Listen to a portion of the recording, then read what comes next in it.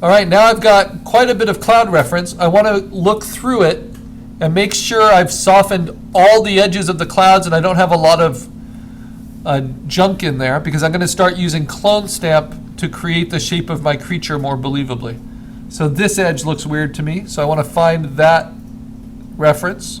And you can use your move tool with auto select to go between the different layers. Then I'm going to use my soft eraser and just bite away at the edges just enough so it's more believable. Doesn't need to be perfect.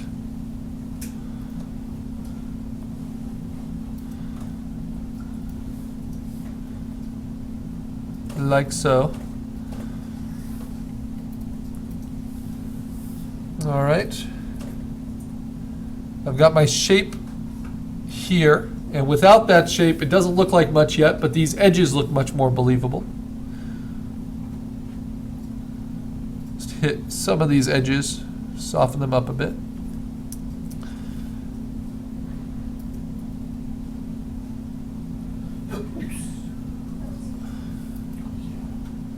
And then it looks like this is a little too sharp. So let's edit that out.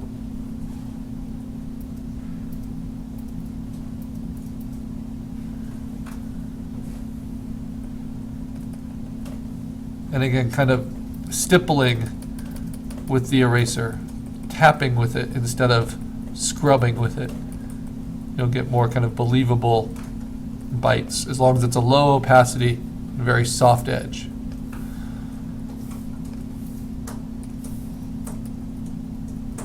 Any of these edges that look a little too sharp. Okay, now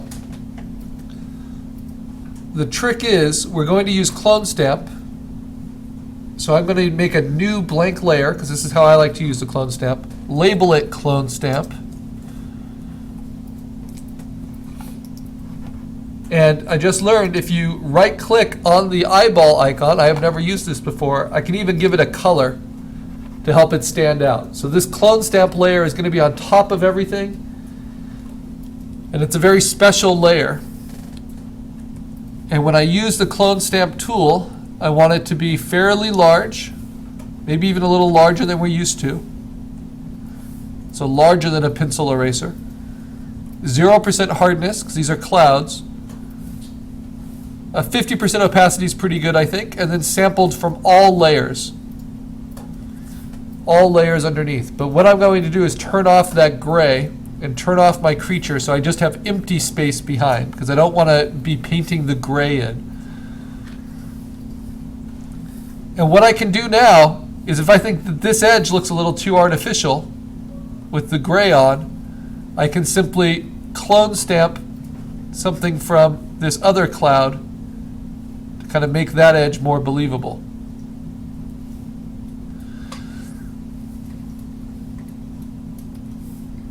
Or if I want some of the shadows to kind of break up the underside of the wing, I can Clonestamp it from these shadows here. And remember, this is all on its own layer at the very top. We marked it with red.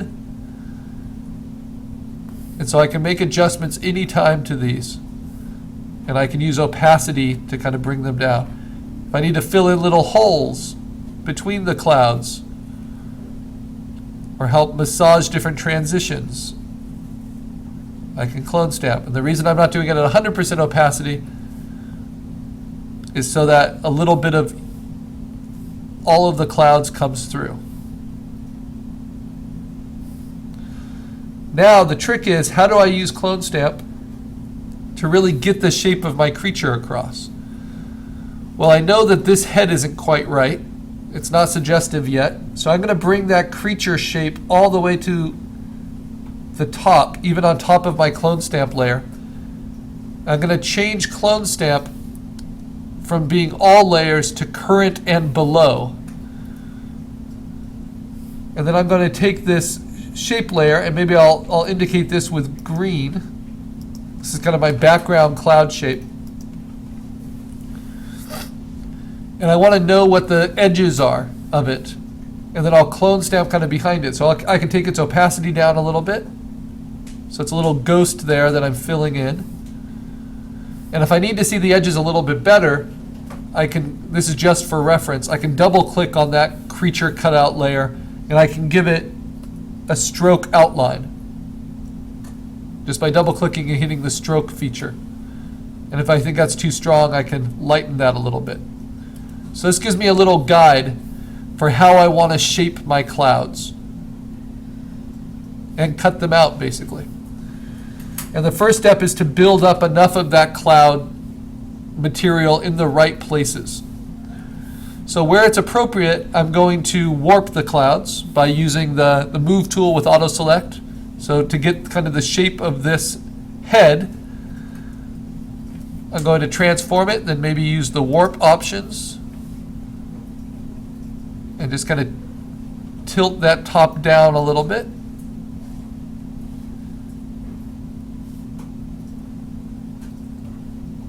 I like this break in the clouds a lot for the neck and shoulder, so I'm going to keep that there.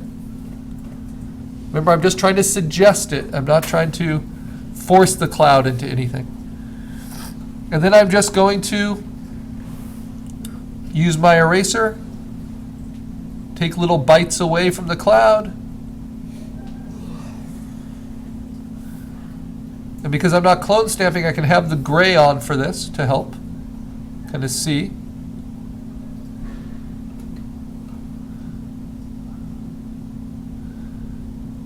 And I encourage you to kind of find your own way of making this work, make this believable. But these are just some of the methods that I think fit this agenda best.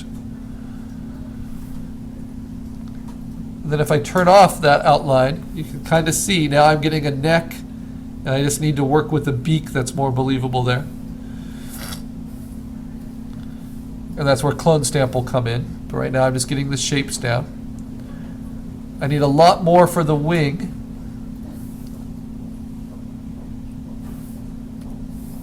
But now I can keep up with the eraser. And I can maybe get some definition to this foot. It's good to use the natural edges of the cloud from the reference instead of just cutting out on all sides. So I'm going to use warp, and I'm going to bring it in a little bit.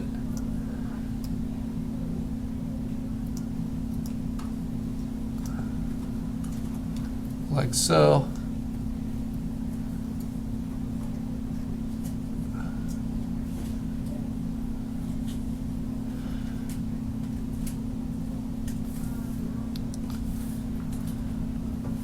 Now around the tail. And I'll probably let the tail go a little bit longer. It's nice and dramatic. I don't see any harm with that.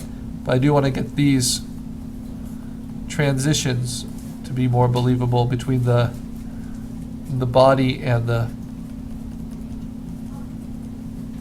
tail.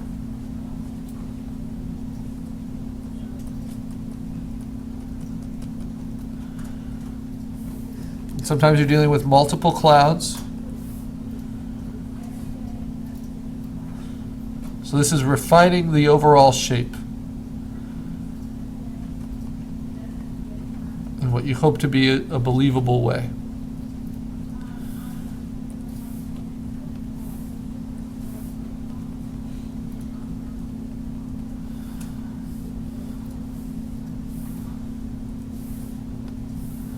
And sometimes I'll do this. I'll select the cloud layer. I know it has a lot of nice soft edges. I'll just do a hard cutout with my lasso and then just transform that portion of it. Maybe rotate it down, deselect, and then I know I'm going to need to clone stamp to smooth that hard edge. So I go to my clone stamp layer, I turn off the gray. And I don't need to worry about the outline because that's above my clone stamp layer, and I'm only clone stamping the current layer and below, so it won't show me that outline. And I can extend some of these textures to fill out that wing.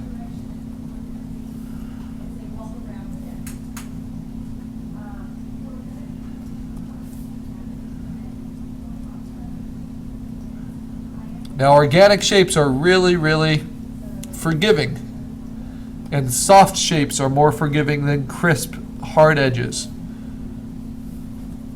So that's why I've chosen the clouds I've chosen.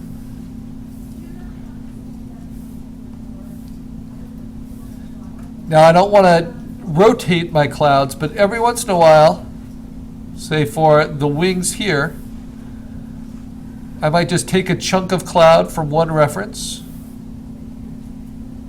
like so, duplicate it, transform it, and just flip it horizontally, because then it's still lit the same way, from above anyway. It's just in the other direction. And I'll use this as my raw material for the other wing, because I'm going to be modifying it so much and blending it in with so many other references that it should still have its own identity.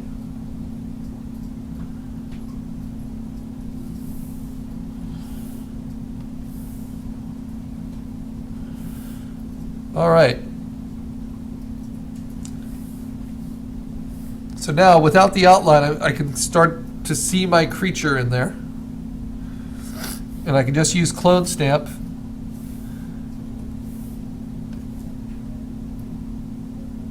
Kind of even out some of these textures.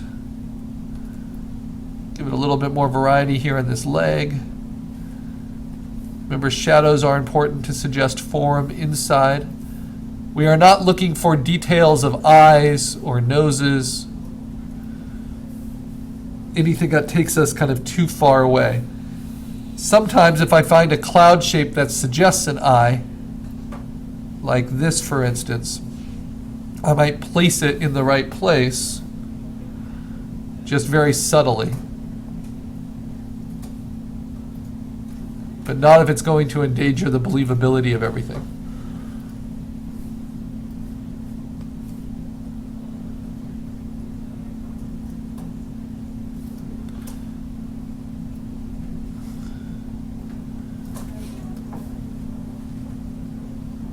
And I consciously have kind of two colors going on, these yellower clouds and these more kind of blue clouds, because I want that full bodiedness to come through in my final design. But I'm avoid any really strong colors. I'll just use color balance and hue saturation to kind of process those out, because those will just be too distracting. Okay, so you can see my Clonestamp layer helps a lot to tie these forms together in a way that's believable. But what's nice about having it on its own layer is I can also kind of deaden it if I think I overdid it, which I often do. And then, of course, the simple tools like the soft eraser, also very helpful. Okay, now it's time to start painting in a background, a nice sky. So that'll be the last thing I do in this demo, and then it should only take one more demo to kind of finish this project off.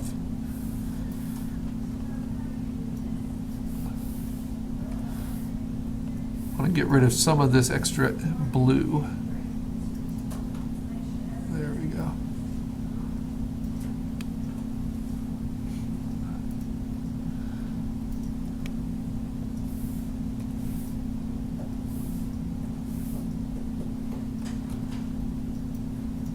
And remember, for finding layers, the move tool with auto select on, very, very helpful.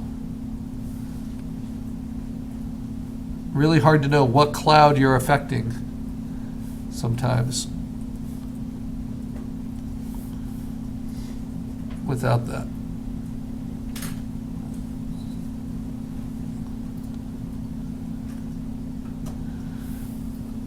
All right, so now to paint in a background, I need to get behind everything, like where my gray was, and I'm going to replace that gray with something more interesting. Just softening some edges before I do it, because I know they'll be problematic. So right now this is my design with the gray. Looks all right. It's got some rough